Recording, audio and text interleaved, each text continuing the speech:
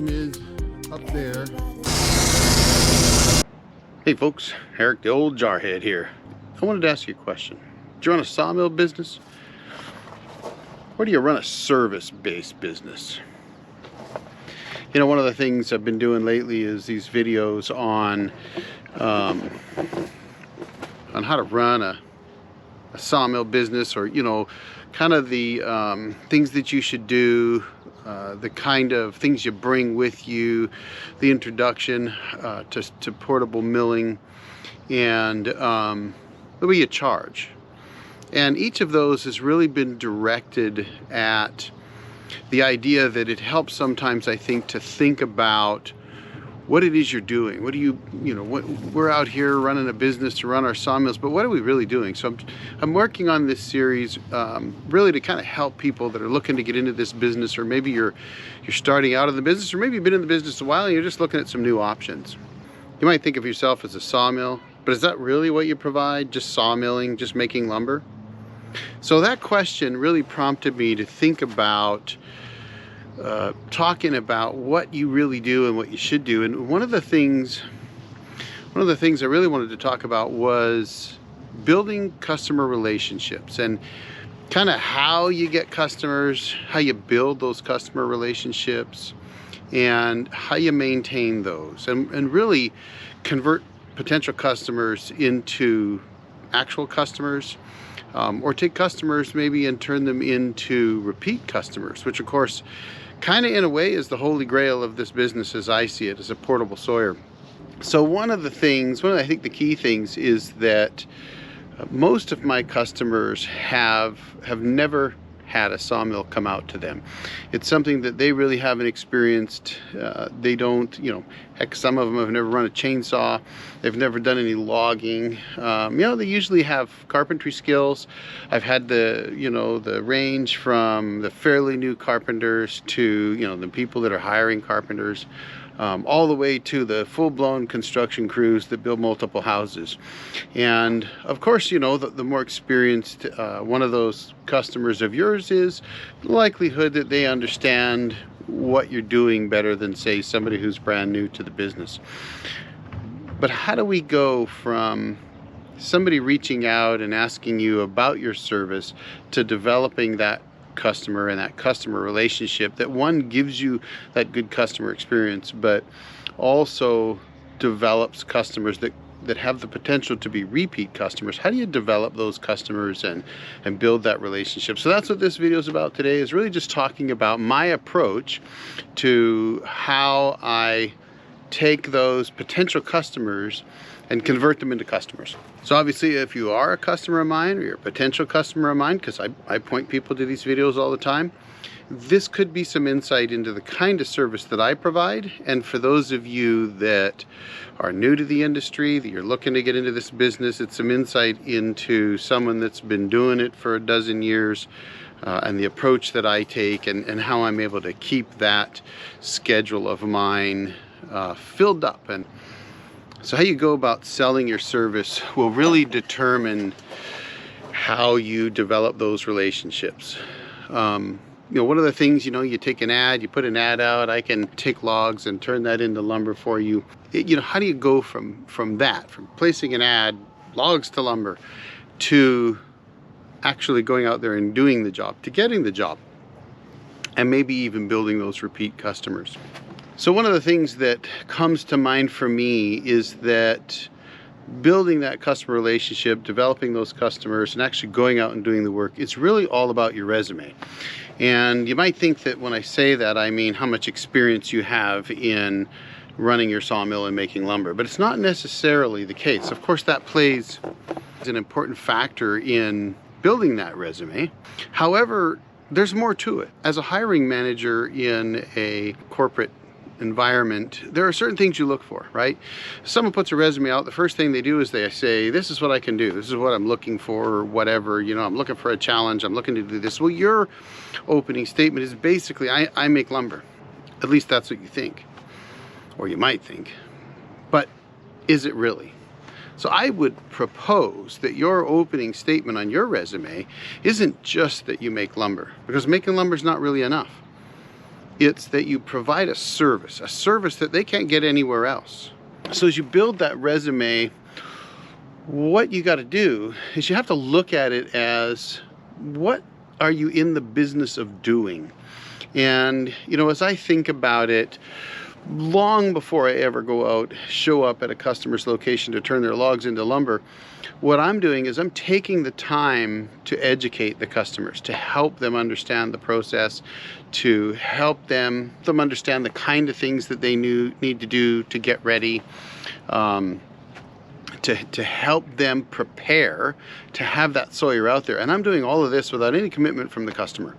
I don't need a commitment from the customer to start building that relationship with them. In fact, you won't have a commitment from your customers or potential customers before you build that relationship. So you have to build that through your actions. And those actions include things like helping the customer understand that when those logs get cut, they need to be cut certain lengths, right? I mean, a lot of times fallers go out, they fall a bunch of logs for somebody, and they buck them into lengths that are going to be either a short load or long load on a logging truck, right? They might be 16 feet long or 32 feet long or whatever the trucks are in your area. And customer may not understand this. I had one customer that had about 60 logs, and they were all cut to just over 20 feet. But the customer didn't need anything that was 20 feet long. So when we went and we looked at the cut list that they wanted to build, that cut list was, you know, 8-footers and 10-footers and 12-footers. They might have had some 16s in there. But for the most part, it was half the size of the logs that they had. So one of the things I did is I took the time to explain that, in all honesty, it takes longer, quite a bit longer, to mill a 20-foot log versus an 8-foot log or two 8-foot logs. And hauling green lumber that's 20 feet long, you're hauling, say, 2x6s or 2x8s that are 20 feet long, they're heavy. And it takes more physical effort to do that. So if you don't need 20-footers, hey, why not cut them down to whatever lengths you need? It could be that they're just needing all 8-foot stuff. So then part of building that relationship is helping the customer understand, you should have those logs cut so that when we're done, you're going to have a bunch of 8-foot lumber. Now, of course, part of that is that you're going to explain to them that they should cut them at 8'6", right? A lot of customers don't understand that when they're, you know, going to have logs milled up, you're going to have poor chainsaw cuts that go in on an angle. You're going to have some end checking on the logs because they probably didn't anchor seal them right away. Things like that. So if you cut them 8'6", you got 6 inches you can cut off either end, you know, 3 here, 3 there, whatever, to get down to that perfect 8-foot that you want. And it's going to remove some of those poor cuts on the end. It's going to square them up nice. You know, you can get rid of some of that checking and that kind of stuff. So another aspect, and you heard me just mention it, was anchor seal. So that's one of the first things that I advise my customers. Get them anchor sealed right away. Here's where you can buy the anchor seal. Here's how you apply it. This is what you do. And you take that customer through the whole process of taking logs that they have, getting them decked up in a good location for the sawmill, having an area for the mill, for your truck and all that kind of stuff, and having them in a deck that's easy to manage, right? I've pulled up on jobs early on in my venture here into mobile milling where the logs were really decked up kind of in just a pile, intertwined, knotted pile of logs. And unfortunately, that location, they had no heavy equipment, so we had to unwind that mess of logs by hand. And of course that takes more time, and so it takes away from making sawdust, right? Which is what we really need to be doing. You know, to give the customer the best bang for their buck, you want to have them prepared, which means in most cases educated, so that when you pull up, everything's ready so that you can begin milling fairly quickly, and it can be a nice, efficient milling process. So, and you hear me say process, I grew up in Canada, so sometimes I say process, sometimes I say process. I don't say A though, right? Anyway, so the customer reaches out to you, you're going to present to them your resume in a sense, in the way you interact with them as you're building that relationship with that individual who's going to be your customer. So potentially, this customer is totally new to the experience. Most of mine are, and they really don't know what to expect, right? So they've got some trees. They might not have even had them felled yet. Maybe they have a log deck, or maybe they've got 3 log decks. I actually pulled up on one customer site where all the logs were, 20 feet long, and they were in 3 different locations. And of course, it was on a site walk, so I was able to get them organized before I ever pulled the mill out there. And that's what you're doing when you work to build this customer relationship. The key here is to understand that they're not your customer until they sign that contract and you're on site ready to mill. So prior to that point, you need to spend as much time as you can, as much time as possible, and you have, to communicate with them in the things that they need to do and help them understand. So a lot of times what I'll do is I'll send site layout diagrams, I'll send pictures of a good log deck, I'll send links on where they can get anchor seal. I'll discuss their cut sheets with them and what they're looking to get out of their logs. I'll give them an idea of how much they can get out of the logs they have and what they can even be used for, perhaps. And the idea there is to really help that customer, because that, folks, is what we're doing. We're not just lumber mills, right? We used to say you can't compete with the big box stores on pricing, and that was true for many years. Right now, we can beat them all day long. But because we live in a free market system, those places are going to get it figured out, and they're going to get prices to a point that you're not going to compete with the big box stores for the most part. But that's not what we're doing. I hear a lot of guys say, well, I got to compete with the lumber mills. I got to compete with the Amish. I got to compete with these guys. No, you don't. Because they're doing something else. I don't compete with stationary mills. I'm not competing with the big box stores. In fact, I'm not really competing with anybody, because they can compete with me. And that's the attitude you need to have. But I'm providing a total service. Before I ever pull my sawmill out to location, I'm going to try to do a site walk if it's near enough for me to do that. I offer it as a service if it's too far away and I have the time. They can pay my mileage and I'll come out and do a site walk. And I work very hard to build that relationship early on so that they understand everything that needs to be done prior to my showing up on site. And then when I'm there on site, I do a few things before I even start milling. I talk about safety on the job site. I talk about safety with the sawmill. I explain how the sawmill works, how the lumber is going to come off the mill, where they should put it, how they should handle it, what they should do with the slabs. You go through all that for them, and you really take the time to help them be successful, because that's the service that you should be selling. That's what you're getting paid for. A lot of guys think, oh, I'm just going to bill by the board foot, charge by the board foot, or whatever it is you do. But you got to think about this differently, I think. You have to think about this as a service that you're providing to that customer. Are you just a sawmill, or are you something more? And I can tell you, I'm something more. Not only am I going to take the time to educate the customer before I ever show up, and I'm going to take the time to educate them when I'm there, but I'm going to be available to them after I leave.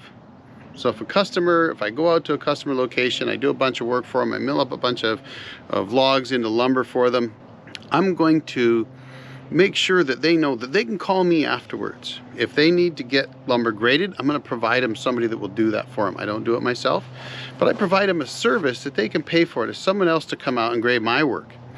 It tends to make the customer feel better, because they know I could grade it any way I want if I was a grader, but since I don't, they're going to bring in somebody who's theoretically impartial to do the grading for them. And that's a great service to be able to offer to your customers. I'll answer questions if they want to know best drying conditions, best place to dry. A lot of times a customer will say, I'm gonna take my logs and you're gonna mill them up into lumber, and I'm gonna stick them in my garage, and will it take me a year to dry them that way? And right away I'm gonna tell them, actually, let's not put those in your garage. There's no air movement in there. So unless you're set up where you can have some fans and things going and a dehumidifier running and all that kind of stuff, I wouldn't do that. I would put them outside. If you look out here right now, it's a little breezy out here.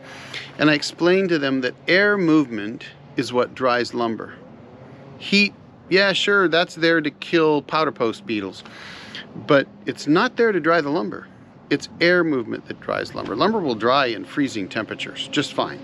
Doesn't need to be hot. So that's part of the whole customer experience that you build. So obviously, if you go out and you mill up a bunch of logs for somebody, you turn them into lumber, you want to do that to the best ability that you have to produce lumber. This is the next part of that whole equation. So it's one thing to develop the customer, it's one thing to take that customer and convince them that they should hire you to come out and turn their logs into lumber for them. But it's another to take that a step further. So one of the things that I always try to do is when I'm milling, I'm always trying to look for things that I can improve. When I'm on the job, I'm always looking at things. So I'm going to look at the stress in the log and I'll ask, what are you going to do with this lumber? Is it going to be for flooring? If it's flooring, I want to make sure I make the stress so that it'll put a face bend in and not a crown. If it's rafters or joists, I want to move the stress so that it produces crowns, not face bends, and that kind of thing. If you've got checks in the log, you try to roll that so that your cant is situated so that you can mill that check out at the end of the log. Now I know, strictly speaking, if you're milling 3/4 inch boards, they're likely to gonna joint them down because they're gonna use them for something, flooring, paneling, whatever it is. They're probably gonna joint them down anyway. However, I always try to make sure that I'm squaring the cant up. So one of the things I'll do is I make my first face cuts and open up that first face. I rotate it 90 degrees, slam that sucker into the side supports, and then take the top off.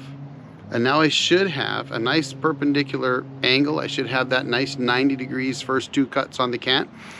And if I don't see that it's looking just right, when I'm looking down the mill, if it's not lining up against the side supports right, and flat across the top, I'll put my square on it and I'll look to see, am I off a little bit? And if I am, I will fix it then. Because once those first two cuts are done, then third cut's gonna be square, the last cut's gonna be square, I'm gonna have a square cant. They're gonna get good lumber out of that. If you don't, it may not be that important. It may not be totally necessary. On the other hand, they're gonna see it. They're going to pay attention. They're gonna notice it at some point. They might put that board up on their table saw and notice that they don't have a nice perfect squared board. Is that really an issue? Probably not. They're gonna join it out anyway. However, it's part of the impression that they're going to get from the work that you do. And in this phase of building that customer relationship, you're trying to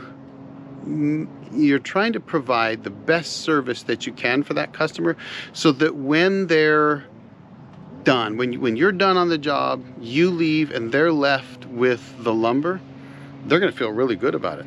They're gonna really like it. And that, my friends, is how you build those long-lasting repeat customer relationships. Sure, a lot of your customers are going to be one and done customers. Maybe they've got 1 log or 2 logs. They don't really have a great need. I've had customers that had 200 logs. That's all they needed milled and they were done. They don't need any more milling. On the other hand, I have customers that I've gone back to 4, 5, 6, 7 times. And those customers are great. And they know that I'm going to do everything I can to help them understand everything they need to understand about getting this, the lumber out of their logs, or about getting the best lumber they can out of their logs. Yeah, another plane flying overhead. I got all these planes flying around. I'm gonna take this out of my ear. So they're gonna know that that I'm gonna do everything I can to provide the best quality lumber I can for them, and I'm always gonna be available. Reach out to me anytime you need something, and because of that, they call me back. So, got some yard work going behind me, getting a bit noisy. I'm gonna leave it at that, but folks, that's how you build that good, long-standing customer relationship. I hope this helps you. Hey, if it does, hit that like button for me. The old Jarhead out.